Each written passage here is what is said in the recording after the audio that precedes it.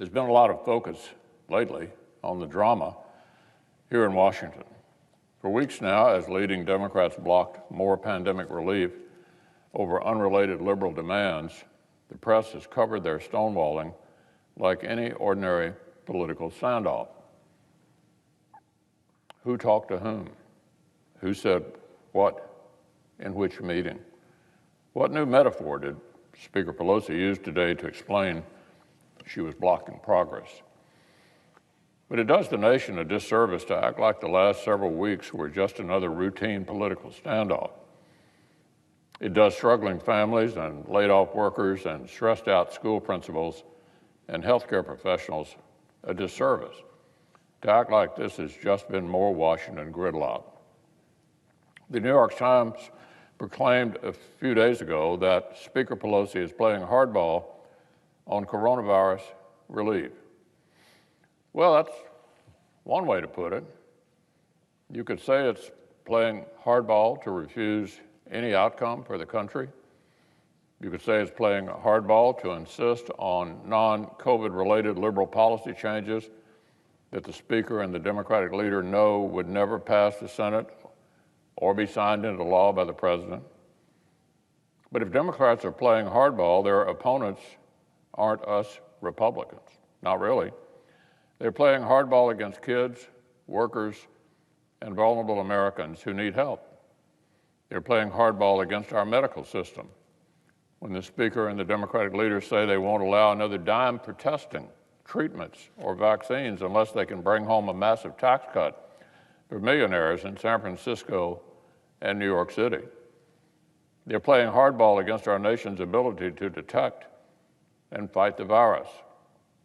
They're playing hardball against science when the Speaker and the Democratic leaders say they will not allow another cent for schools to reopen or for the job-saving PPP unless they get $1 trillion for a state and local slush fund that's completely out of proportion to actual needs.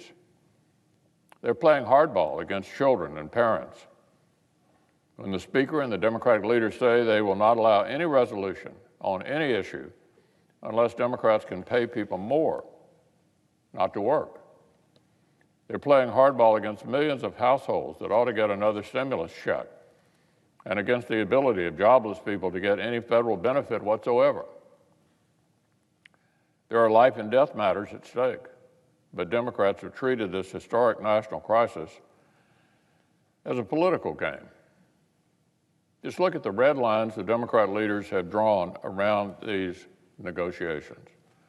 Imagine sitting down with a working family at their kitchen table and examining that these are the kinds of issues over which the Speaker and the Democratic leader are refusing to let them have relief. First, as I mentioned, the Democratic leader has made clear he doesn't want any pandemic relief to become law unless it carries a special state and local tax carve-out for high earners in places like New York. Just imagine these Democratic leaders from New York and San Francisco going anywhere in the middle of the country and telling a working family of four earning $40,000 a year that they aren't getting a relief check that could increase their income by 10% until millionaires in Manhattan get a tax cut.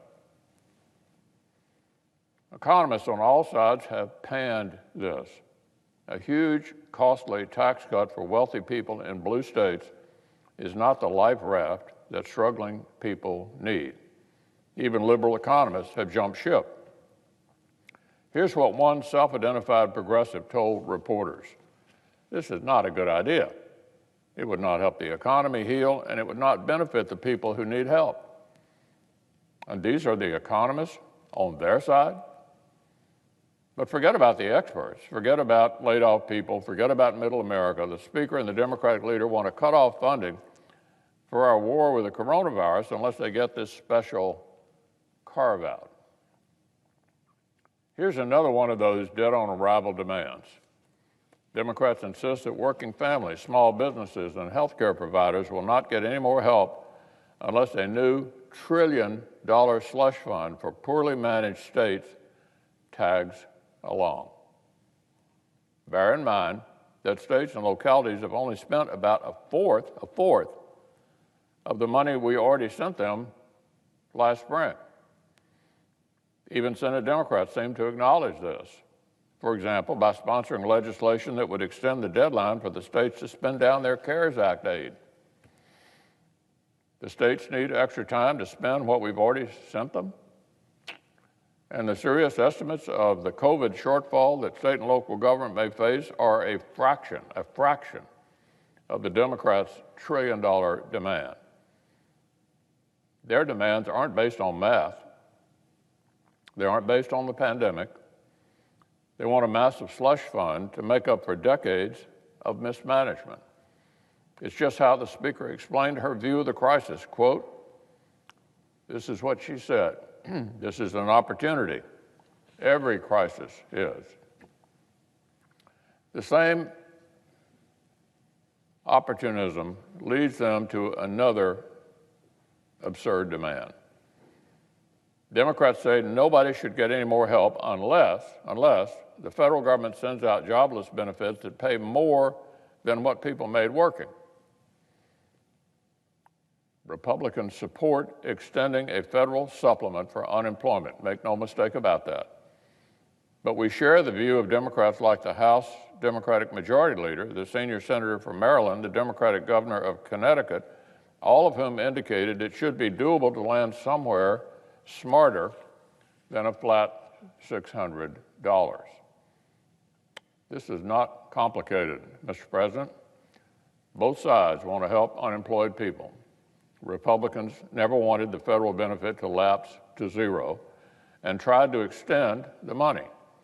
But as our economy tries to reopen, there's no reason Uncle Sam should take taxes out of essential workers' paychecks to pay other people more to stay home.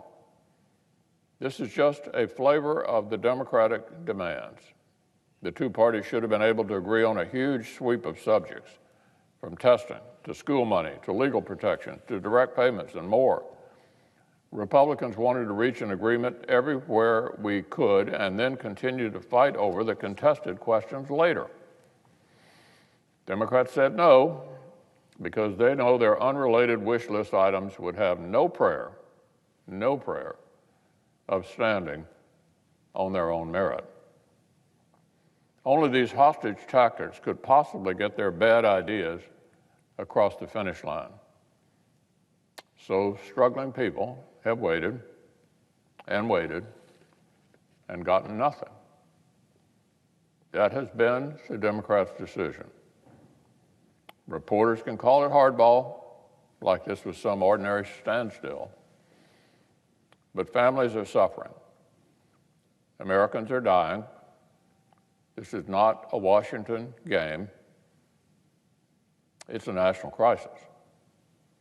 It would serve the nation better if the Democratic leaders would act like it's a crisis.